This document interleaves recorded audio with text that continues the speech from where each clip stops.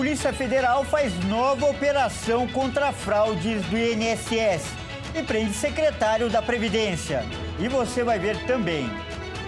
Senado aprova PL da redução de penas. Veja quais serão os próximos passos. Número de mortes por picada de escorpião aumenta no Brasil e acende um alerta. E ainda, Natal é época de panetone. Nós vamos mostrar os segredos dessa receita tradicional. Tudo isso a partir de agora. Olá, muito bom dia. Agora são 11 horas e 30 minutos pelo horário de Brasília. Uma ótima quinta-feira para você. Eu sou o Kleber Werneck e a partir de agora você acompanha comigo as principais notícias deste dia 18 de dezembro. E olha só, a Polícia Federal deflagrou uma nova fase da Operação Sem Desconto, que investiga um esquema de descontos ilegais em aposentadorias e pensões do INSS. O senador Everton Rocha e o secretário da Previdência, Adroaldo Portal, são alvos da ação. Vamos ver. As investigações apontaram que um dos alvos de mandados de buscas é o senador Everton Rocha. E o secretário executivo do Ministério da Previdência, Adroaldo Portal, foi exonerado do cargo e teve prisão domiciliar decretada. A PF também prendeu Romeu Carvalho Antunes, filho de Antônio Carlos Camilo Antunes, conhecido como Careca do INSS e preso pelo mesmo esquema desde setembro, e Eric Fidelis, filho do ex-diretor de benefícios do órgão, André Fidelis. Nesta quinta, a PF e a Controladoria Geral da União cumprem 52 mandados de busca e apreensão, 16 mandados de prisão preventiva e outras medidas cautelares. As ações ocorrem nos estados de São Paulo, Paraíba, Rio Grande do Norte, Pernambuco, Minas Gerais e Maranhão, além do Distrito Federal. A ação tem como objetivo esclarecer a prática dos crimes de inserção de dados falsos em sistemas oficiais, constituição de organização criminosa, estelionato previdenciário e atos de ocultação e dilapidação patrimonial. Em abril, investigações da PF revelaram um esquema criminoso para realizar descontos irregulares de valores recebidos por aposentados e pensionistas do INSS no período entre 2019 e 2024. De acordo com as apurações, os desvios podem ultrapassar os 6 bilhões de reais. Ao todo, 11 entidades foram alvos de medidas judiciais. Os contratos de aposentados e pensionistas com essas entidades foram suspensos. As associações envolvidas no esquema diziam prestar serviços como assistência jurídica para aposentados e ofereciam descontos em mensalidades de academias e planos de saúde, por exemplo, mas não tinham estrutura. E ainda sobre esse assunto, foi anunciado o nome do procurador federal Felipe Cavalcante Silva, que é atual consultor jurídico do Ministério, para ser o novo secretário executivo, na vaga que era ocupada por Adroaldo Portal. E olha só, o Senado aprovou o PL da dosimetria e, com isso, a pena do ex-presidente Jair Bolsonaro e de outros condenados pela tentativa de golpe de Estado pode ser reduzida drasticamente. O Senado aprovou nesta quarta-feira o projeto de lei chamado PL da dosimetria, que prevê a redução de penas de condenados pelos atos antidemocráticos de 8 de janeiro de 2023 e pela tentativa de golpe de Estado. Depois de passar pela Câmara dos Deputados na semana passada, o texto foi aprovado no Senado por 48 votos a favor e 25 contrários. Os senadores aprovaram o parecer do senador Esperidião Amin, do PP de Santa Catarina. Aprovado o projeto com a emenda número 6. Votaram sim 48 senadores e senadoras, não 25, uma abstenção. Mais cedo, o projeto foi aprovado na Comissão de Constituição e Justiça da Casa. O projeto de lei pode reduzir o tempo de reclusão do ex-presidente Jair Bolsonaro, de 27 anos, para 2 anos e 4 meses. O presidente Luiz Inácio Lula da Silva ainda pode vetá-lo. Olha, e é importante ressaltar que antes de começar a valer, o PL da dosimetria ainda precisa ser sancionado pelo presidente Lula, que pode vetar a proposta. Fora isso, parlamentares da oposição foram ao Supremo Tribunal Federal para tentar derrubar a proposta, alegando supostas irregularidades. Acompanhe agora quais serão os próximos passos. O texto do PL da dosimetria aprovado no Senado agora segue para análise do presidente Lula, que pode sancionar ou vetar a proposta. Ele terá 15 dias úteis a partir do momento em que o Planalto receber o projeto para tomar uma decisão. Se Lula sancionar, a proposta se transforma em lei, mas se vetar, não entra em vigor. E o tema volta a ser apreciado pelo Congresso. Deputados e senadores vão decidir se mantêm ou derrubam o veto. Para derrubar o veto presidencial, eles precisam do apoio de 257 deputados e 41 senadores. Se o veto for derrubado, a proposta se torna lei. Se a proposta entrar em vigor, pode ser alvo de questionamentos de partidos políticos, entidades de classe, Procuradoria-Geral da República e do próprio governo. Estes são alguns dos agentes autorizados pela Constituição a entrar com ações no Supremo Tribunal Federal questionando a validade de leis. Sem perder tempo, um pedido nessa linha sobre o projeto da dosimetria já foi feito ao Supremo por líderes de alguns partidos políticos. Eles consideram que houve irregularidades à tramitação no Senado a partir do uso de uma suposta emenda de redação para mudar o trecho que trata da progressão de regime. Na prática, eles entendem que a mudança no texto foi de mérito e, por isso, deveria voltar à Câmara para análise. Outro ponto questionado foi a diminuição de prazos de apreciação na Comissão e Constituição e Justiça do Senado. Se considerar que o andamento foi irregular, o STF pode suspender a tramitação do projeto. Pelas regras do parlamento, se um projeto sofre mudanças na Câmara ou no Senado, a palavra final é da casa onde o texto foi proposto inicialmente, ou seja, onde começou a tramitar. Neste caso, a Câmara, a Suprema Corte, deve decidir se a norma está de acordo com a Constituição. Se não estiver, a lei é anulada. E a Justiça da Itália está analisando o pedido de extradição de Carla Zambelli. A ex-deputada está presa em Roma após fugir do Brasil. Ela foi condenada a mais de 15 anos de detenção em 2 ações do Supremo Tribunal Federal. E na última sexta, o ministro Alexandre de Moraes informou às autoridades italianas que, caso a extradição de Zambelli seja autorizada, ela cumprirá a pena na penitenciária feminina do Distrito Federal, uma unidade com a separação e que assegura presas em regimes distintos não convivam. E olha só, na última reunião ministerial do ano, o presidente Lula defendeu o poder do diálogo. A oportunidade é o momento para fazer um balanço das ações importantes de 2025 e listar as necessidades para o próximo ano. Durante a reunião ministerial, Lula afirmou que o diálogo do governo com o Congresso é a melhor ferramenta para a obtenção de resultados na política. Ao ressaltar o empenho de cada ministério e conquistas do ano, como a isenção do imposto de renda, o presidente também falou da importância de saber negociar, destacando as recentes conversas que teve com o presidente dos Estados Unidos, Donald Trump. Aliás, eu falei para o Trump fica mais barato conversar e menos sofrível conversar do que guerra.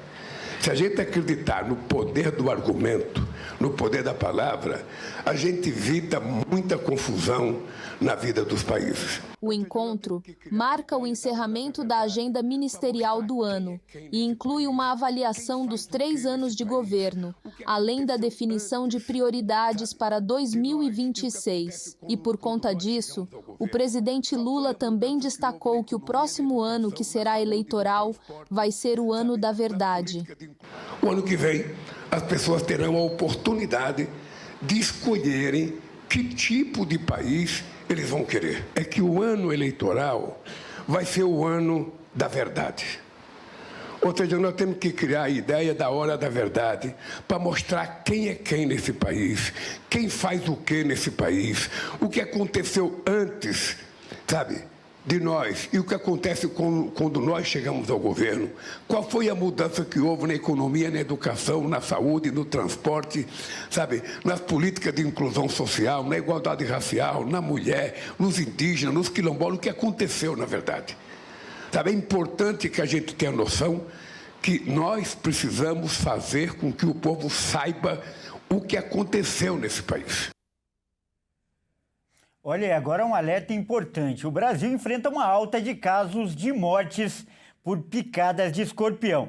Veja agora os principais cuidados que devem ser tomados com o Marcos Eduardo Kene.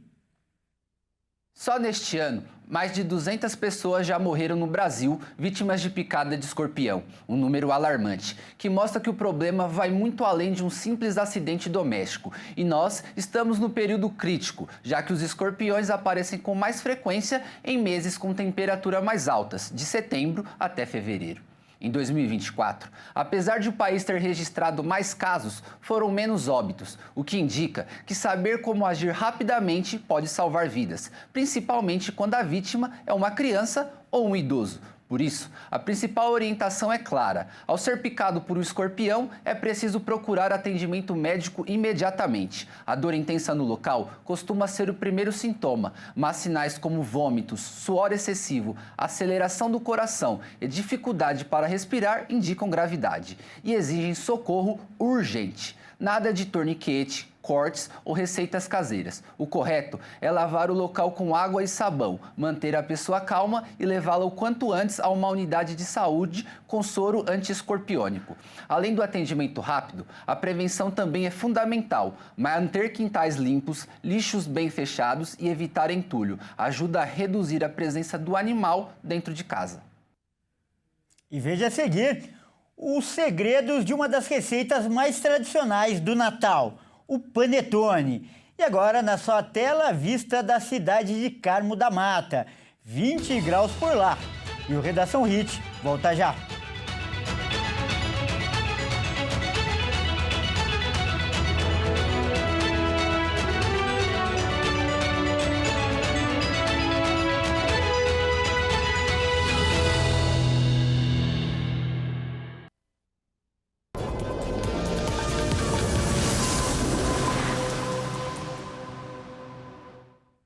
Mais uma vez, seja muito bem-vindo. Nós estamos de volta e ao vivo. São 11 horas e 44 minutos pelo horário de Brasília. E termina no dia 20 o prazo para o pagamento da segunda parcela do 13º salário. Mas como cai no sábado, as empresas devem pagar até amanhã, sexta-feira. O abono natalino é um direito assegurado pela legislação a todo trabalhador com carteira assinada. A partir de 15 dias trabalhados, o empregado já tem direito a receber o 13º salário proporcional ao tempo de empresa, que também é pago quando se encerra o contrato de trabalho. A primeira parte do benefício foi paga até 30 de novembro.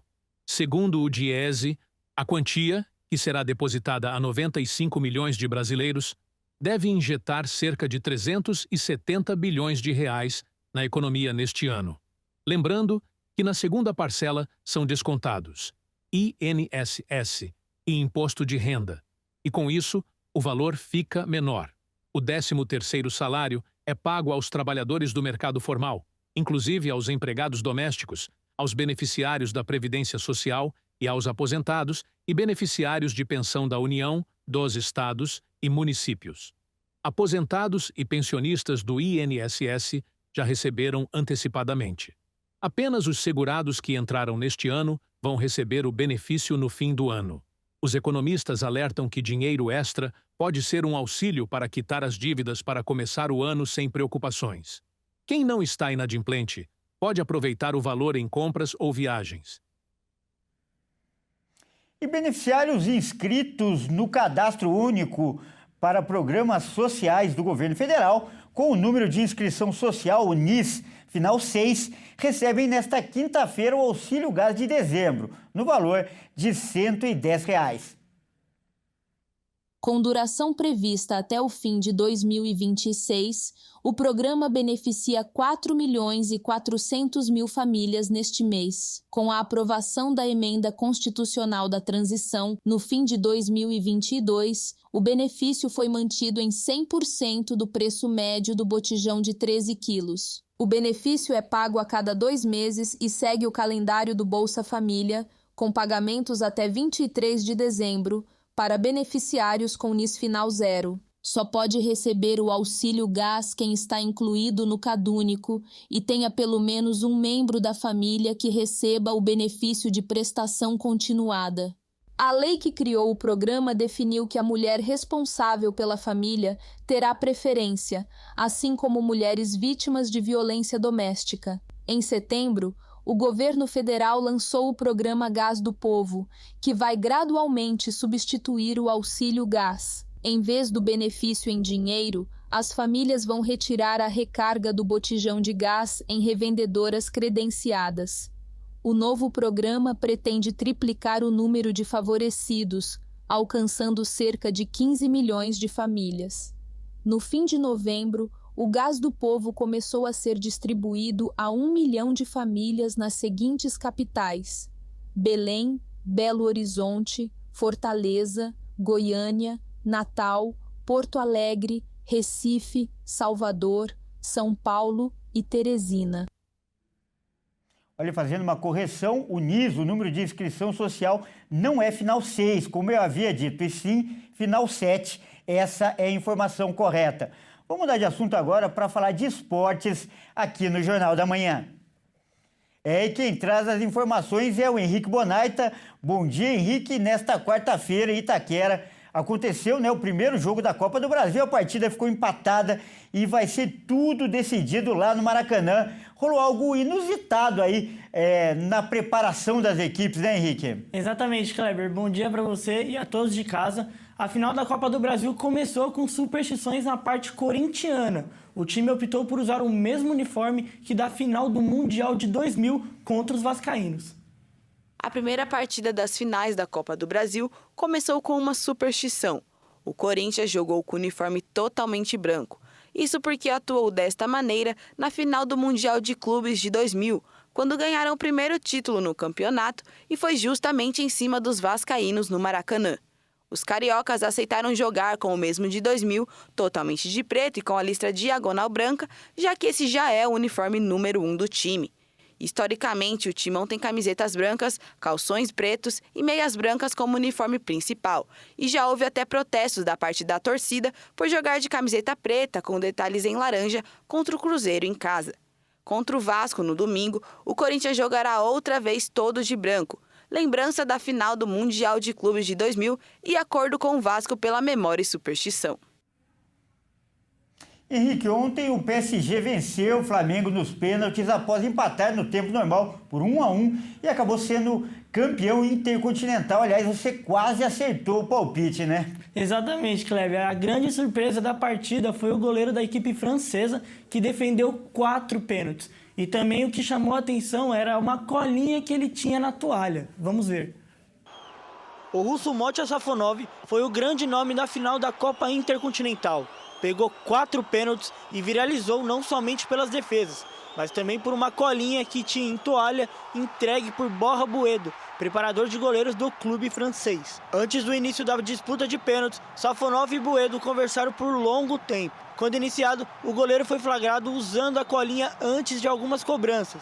O PSG empatou no tempo normal e na prorrogação, com o Flamengo por 1-1, e na disputa de pênalti venceu por 2-1 e se sagrou o primeiro francês campeão intercontinental, após perder para o Chelsea na Copa do Mundo de Clubes. Já o Flamengo foi vice-campeão mundial pela segunda vez e não conseguiu repetir a conquista de 1981. Bom, Kleber, ontem eu tinha comentado que ia ser 0-0, né, e ia para os pênaltis, acertei que ia para os pênaltis, mas eu falei que o Flamengo ia ganhar o Mundial, mas infelizmente o PSG ganhou. Pois é, Kleber, então essas foram as notícias do esporte, uma boa quinta para você e a todos de casa. Até mais. Muito obrigado, Henrique, e até mais. Olha só, vamos mudar de assunto agora. O Natal está chegando, essa é a época de presentes, mas também do panetone, um dos principais símbolos das festas. Vamos ver agora o que está por trás dessa receita de sucesso com o Felipe Takahashi.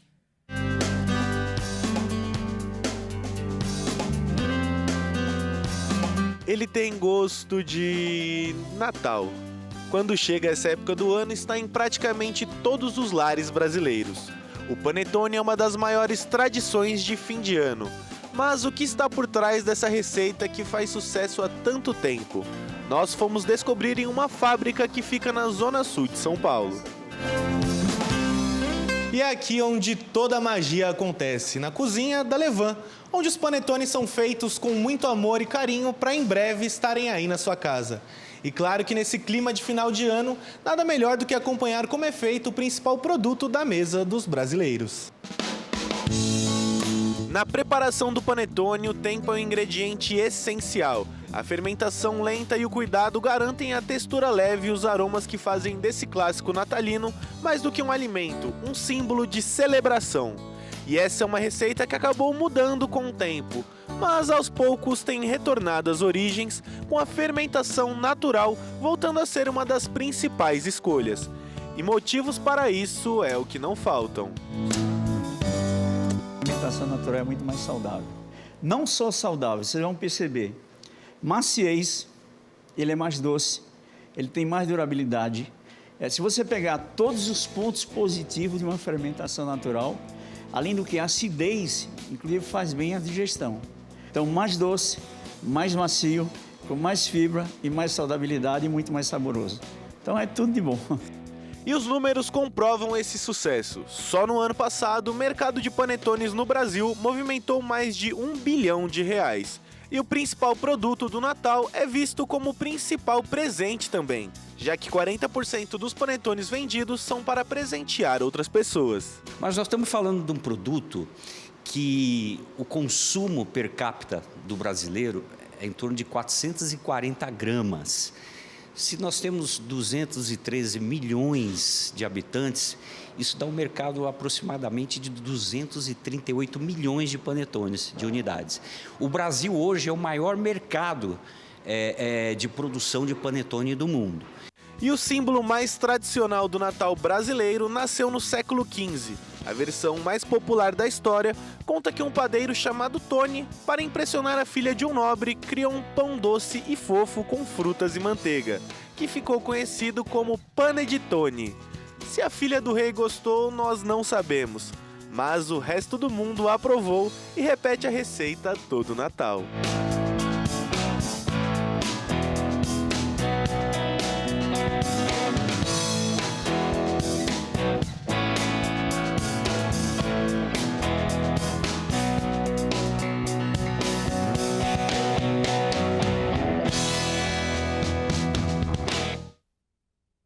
Excelente reportagem e com ela essa edição fica por aqui. Eu agradeço muito a sua companhia.